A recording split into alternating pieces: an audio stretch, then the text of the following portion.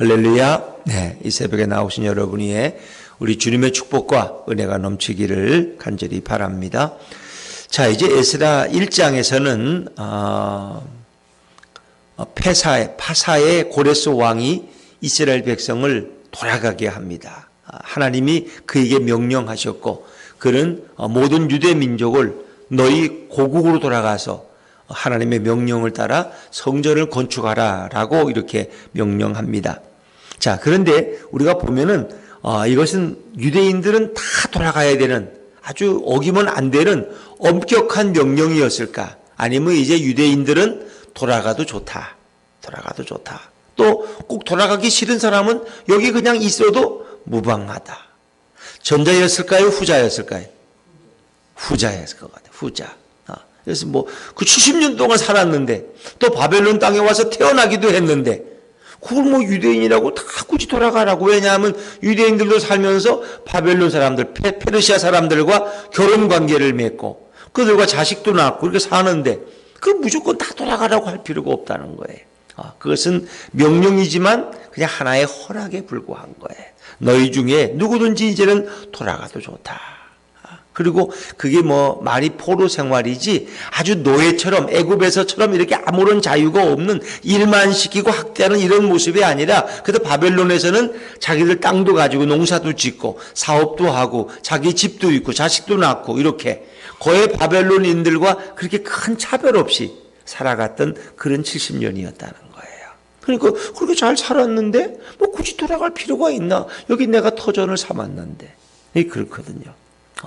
그러니까 이것은 그들에게는 굉장히 기쁜 소식이었어요. 이제 우리가 자유를 얻었다. 이제 돌아갈 수 있다. 저는 마음대로 돌아가지 못했어요. 여기서 살 수는 있지만 마음대로 돌아가지는 못해요. 근데 이제는 돌아갈 수 있다는 게, 하나님의 약속의 땅으로 돌아갈 수 있다는, 우리가 자유와 해방을 얻었다는 것은 큰 감격이고 큰 축복이고 큰 기쁨입니다. 그러나 동시에 그때부터 고민도 시작되는 거예요. 고민도. 돌아가야 되나? 말아야 되나? 여기 그냥 살아야 되나? 이런 이해관계가 충돌하기 시작했을 것이다. 그럼에도 불구하고 결단하고 돌아온 사람들의 명단을 오늘 에스라서 2장에서는 소개하고 있는 거예요. 1절에서 35절까지는 지도자들과 백성들의 명단. 우리 2장 1절과 2절 말씀 다시 한번 읽어볼까요? 1절과 2절입니다. 시작.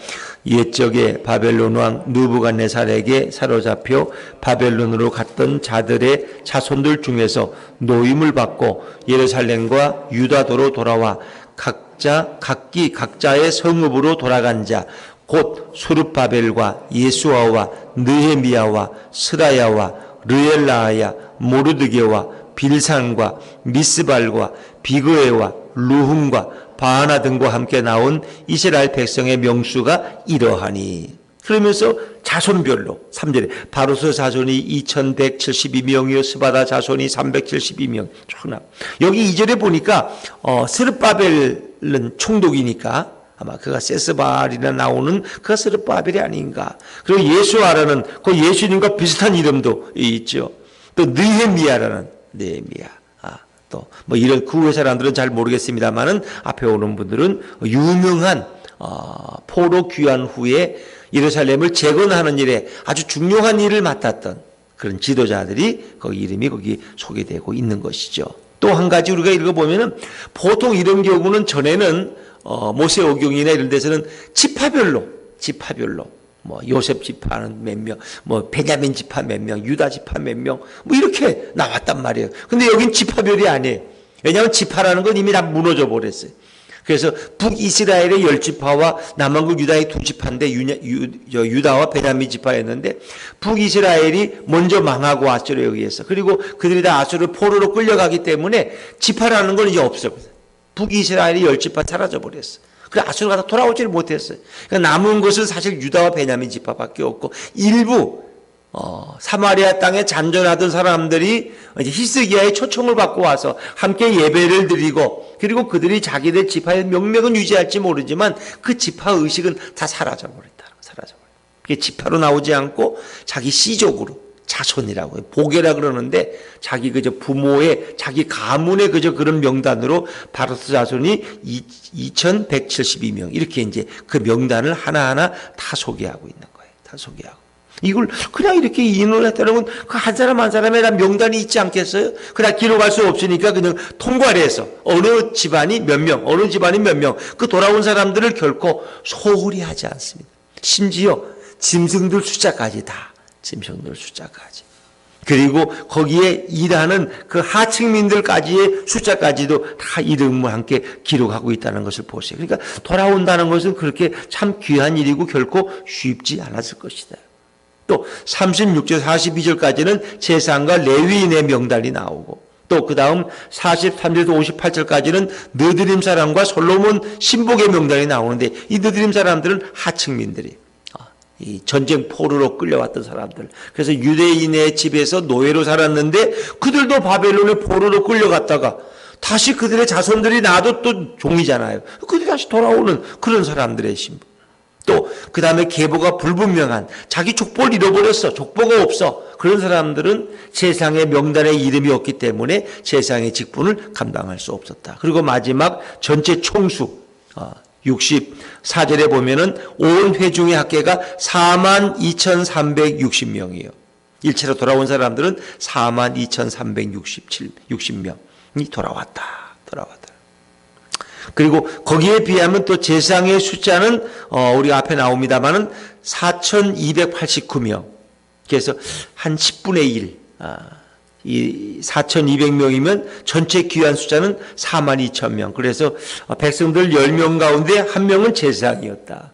참 재미있는 표현이죠. 그러니까 그만큼 제사장들은 곡으로 돌아오는 것이 더 간절했어요. 왜? 자기는 유대 민족의 제사장이 돌아가서 여호와의 성전을 다시 재건해야 되는 그 사명감이 있었을 것이고 일반 국민들에겐 좀 그게 약했겠죠. 그리고 레위인은 341명인데 아마 레위인들은 제사장만큼 그렇게 마음들이 뜨겁지 않았던 것 같아. 그들은.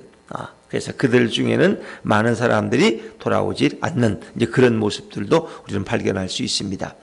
자, 근데 역시 그들이 이렇게 돌아갈 수도 있고 돌아가지 않을 수도 있기 때문에 이렇게 돌아오는 사람들은 참 귀한 사람들이고 또 머무는 사람들은 나름 생각이 많을 거예요. 한번 여러분들이 70년 동안 가서 바벨론 포로로 가서 이제 자리 잡았어. 거기 가서 자리 잡고 살만해.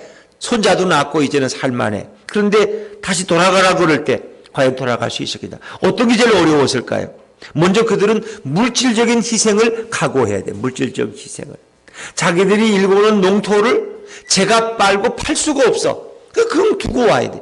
자기가 살던 집을 뭐 그 당시 지금처럼 무슨 집 문제가 막 이렇게 해가지고 뭐 집값이 오르고 이럴 때가 아니거든. 그 집이라는 건 필요해 짓는 거고 뭐 없으면 그냥 두는 거지. 그 빈집으로 남겨놓고 와야 돼. 그럼 자기가 가진 많은 물질들을 희생할 각오가 있어야 된다는 거예요. 자기들 닦아놓은 기반과 사업의 이런 터대들 또 풍요로운 삶 이런 것들을 다 남겨놓고 오는 물질적인 희생 이런 거. 마치 돌아오는 사람, 마치 예수를 따르는 사람들이 뭐예요? 너희 그물도 그냥 두고 오고, 배도 그냥 두고 오고, 쟁기도 그냥 두고 오고, 농사 짓던 것도 그냥 두고 와라. 오는 걸 상당한 희생을 각오하는 거예요. 또한 뭐 어떤 게 있을까? 가족과 생이별을 해야 돼. 왜냐하면 자손들이 이제 70년이니까 젊은 사람들은 다 죽고 거기서 태어난 사람들이 또 자식들을 낳고 이렇게 손자 손녀들까지 키우는데 이제 그 아들들이 바벨론 사람들과 페르시 사람들 결혼했단 말이에요. 그들이 돌아오겠느냐? 우리 남편이 바벨론 사람인데 내가 이거 유다에 왜 돌아가냐 말이야. 딸들은 강제로 안 되는 거예요. 손자들 손녀들 데리고 올 수 없는 거예요. 가족이 생이별을 해야 되는 그런 문제들. 전체가 다 돌아오면 좋지만은 그렇지 못하는 경우도 많았을 것이다. 또 돌아오는 게 결코 쉬운 일이 아니었을 것이다. 왜냐하면 바벨론에서 예루살렘까지는 2,400km입니다. 2,400km. 이 굉장히 먼 거리입니다. 2,400km를 보면은. 서울서 부산까지 가면 보통 몇 킬로인지 아세요? 450km 정도. 그러면 무려 한 5배. 서울서 부산까지 걸어간다고 생각해요. 몇 명이나 걸어가겠어요? 우리 한번 같이 걸어가 볼까요? 한번 걸어서. 얼마나. 더구나 그냥 가는 게 아니라 짐을 들고 아이들을 끌고 노인들을 모시고 환자들을 들쳐업고 짐승들을 끌고 부산까지 가면 얼마나 걸릴까 아마. 1년을 가도 난 못 갈 것 같아. 가다가 또 다리 아프면 쉬어야 되고.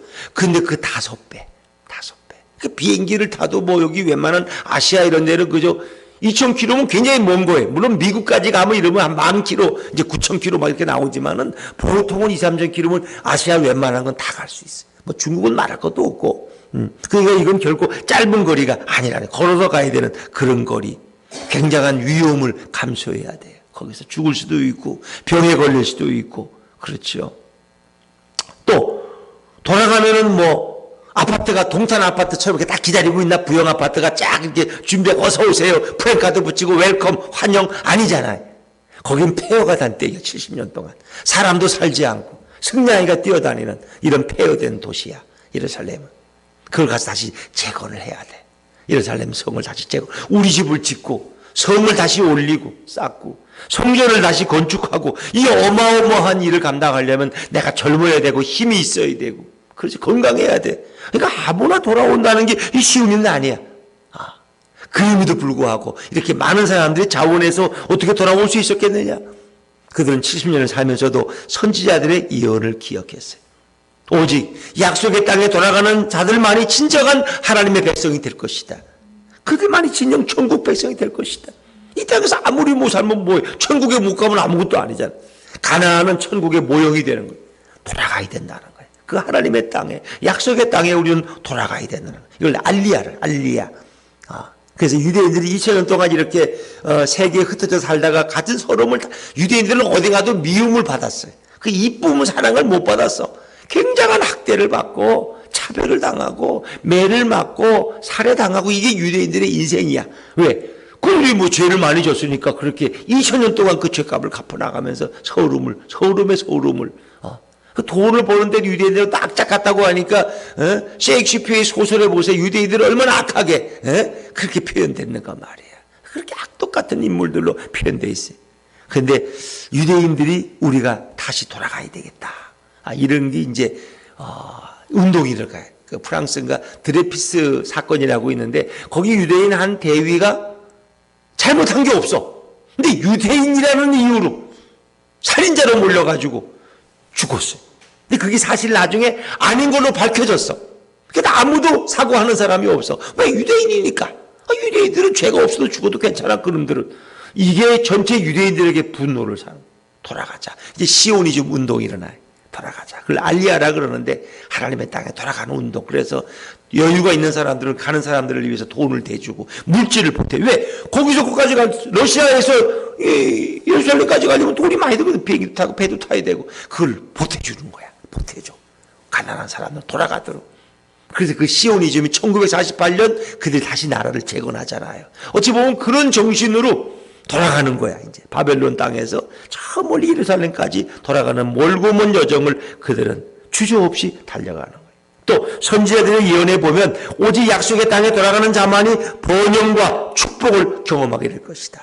번영과 복을 얻는다. 하나님께서 그 백성들을 영육간에 축복할 것이다라는 이 예언자들의 에레미야나 많은 선지자들의 예언을 그들이 기억하고 있어요. 그리고 그들은 아브라함이 마치 정든 갈대아 우르를 떠나서 어디로 갈지도 모르고 떠나갔던 것처럼 그들은 그저 그 말씀을 붙들고 다시 고국으로 돌아오는 길을 결정하게 됩니다. 이게 참 놀라운 일이죠. 말이 이렇지. 여기 동탄에 벌써 우리가 지금 여기 온 지 3년밖에 안 됐나? 3년도 채 안 됐네.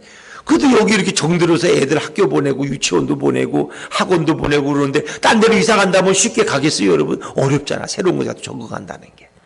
근데 70년을 살았는데 이 떠나는 건 결코 쉽지 않은 결단이었을 것이다.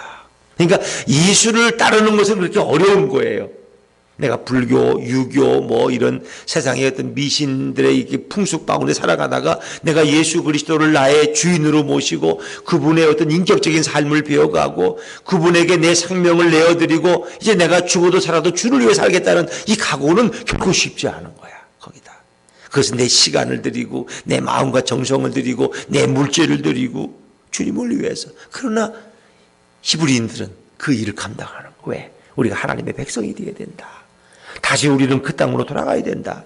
어떤 부분 모든 그리스도의 마음도 그런 마음이 아니겠습니까? 그래서 그들은 이렇게 많은 사람들이 다 숫자를 세고 명단을 만들어서 돌아오는 모습을 보세요. 근데 이제 한 가지 제가 귀한 게 이 느드님 사람들이라는 분들이 등장해요. 43절 말씀 한번 읽어볼까요? 43절 말씀. 43절 같이 읽죠. 시작. 느드림 사람들은 시아 자손과 하수바 자손과 답바오 자손과, 이 느드림 사람들은 사실은 유대인들에게는 어찌 보면은 장작 패고 물깃는 사람들이라고 이해가 되세요? 여호수아가 가나안 땅 들어갔을 때 기브아 사람들이 와가지고 속였잖아. 우리 멀리서 왔다고, 우리 살려달라고, 우리를 당신의 종으로 서달라고. 그래서 멀리서 온 줄 알고 그랬더니 알고 옆도로 사람들이야. 그 약속을 했기 때문에 그들을 함께 거주하는데, 그들은 물깃는 일, 장작 패는 일, 이 하이 같은 일을 하는 거야. 죽는 것보다 그게 낫다는 거지요.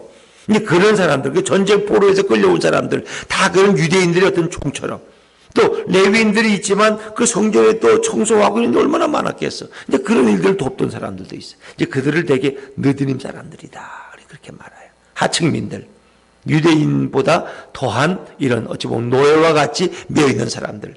또 58절을 읽어볼까요? 58절과 58절 시작. 모든 느드림 사람과 솔로몬의 신하의 자손이 392명이었더라. 이 솔로몬 때 나라가 부강하고 전쟁에 승리하니까 전쟁 포로로 온 사람들이 또 유대인들의 이 종이 되어서 또 섬기던 사람들이 있어요. 보면 그들이 어떻게 바벨론까지 갔겠느냐? 뭐 같이 붙들려 갔겠죠. 주인이 가니까. 근데 거기서 그들이 자손을 낳으면은 또 그들도 이런 느드림 사람이 되고 솔로몬의 신하의 자손이 되는 거예요. 근데 그들이 왜 돌아오느냐? 어차피 우린 종인데, 우리 어차피 노예인데, 메인 몸인데, 바벨론이 더 좋다 우리는. 이런 기회에 자유를 얻겠다. 그런데 그들도 돌아왔다는 거예요. 그 왜 그러냐? 그들은 주인이 뭐 그들에게 그렇게 악하게 대하지 않은 것도 있었겠지만, 동시에 그들은 유대인의 이 하층민이 되면서 여호와 하나님을 알게 됐다는 거예요. 보니까 우리 주인이 예배하는 그 여호와 하나님이 진정한 신인 것을 내가 알게 됐다. 그들도 여호와 하나님에 대한 신앙을 가지게 됐다는 거예요. 그래서 그들이 믿는 여호와 하나님의 명령을 따라서 그들도 이 성전 건축에 예루살렘 성을 재건하는 일에 도움이 되고자 그들도 돌아왔을 것이다. 우리 그런 생각을 해볼 수가 있습니다. 그리고 이제 그런 와중에 63절에 보니까 우림과 둠밈을 잃어버렸던 것 같아요. 63절에 그래서 그들이 바벨론에 70년 동안 있는 동안에 아마 성전의 지키들을 다 빼앗겨 갔기 때문에 뭐 그런 가운데 우림과 둠밈을 분실해서 그 후부터는 우림과 둠밈이 없어. 그래 이제 63절은 그 사실도 이렇게 표기하고 있죠. 자, 그래서 뭐 돌아온 짐승들과 모든 재물들까지도, 그래서 그 모든 재물들은 목적이 하나예요. 하나님의 성전을 다시 건축하는데 쓰임받는 그런 물질들을 돌아온 사람들은 또 여과 없이 그것을 내놔서 성읍을 재건하고 성전을 건축하는 일에 그들이 아름다운 불쏘시개가 되는 그런 사명을 감당한 거죠. 그렇습니다. 그들은 다시 하나님의 성전을, 그리스도의 몸인 성전을 건축하는 일에 쓰임받았던 사람들이었다는 것입니다. 물론 그 당시까지는 눈에 보이는 건축이었죠. 하나님이 이름을 두신 곳이 성전이, 그래서 그것이 완성된 것이 스룹바벨 성전인데, 오늘도 우리는 결국 주님의 몸을 세워가는 것이고, 주님의 몸인 그리스도의 교회를 세워가는 것이고, 그리고 하나님의 나라를 세워가는 것이고, 우리는 천국 백성으로 이 땅에 살아가지만 또 영원히 그 나라에 돌아갈 그 날을 바라보면서 이 땅에서 우리 살아가고 있는 거죠. 그래서 바벨론 포로에서 돌아온 그 백성들의 결단이 오늘 우리의 삶에도 필요한 거예요. 이 땅이 이렇게 좋은데 굳이 나에게 뭐 천국이 뭐 필요 있어? 나는 이렇게 뭐 그냥 부족한 것 없이 살아가는데 여기에서 천국이 있다면 뭐 동탄 호수공원보다 더 훌륭하겠어? 이런 생각하는 분들이죠. 그러나 우리는 때가 되면 하나님이 부르실 때 우리는 당연히 천국으로 돌아갈 백성들이다. 여기는 잠시 머무는 나그네의 삶의 과정에 불과한 거예요. 여기는 어찌 바벨론 땅이라는 것도 그들이 나그네로서 거쳐갔던 곳이었고, 애굽에서 400년의 삶도 결국은 잠시 머물렀던 곳에 불과한 것이고, 우리는 약속의 땅 가나안을 향해서 다시 언젠가는 돌아가는 것이다. 우리가 이 땅을 살아가는 그래요. 주님 나라에서 우리를 부르실 때까지 이 땅에서 우리는 맡은 바 사명을 감당하며 한 사람의 그리스도인으로서 오늘도 예수님과 동행하는 삶을 살아야 될 줄로 믿습니다.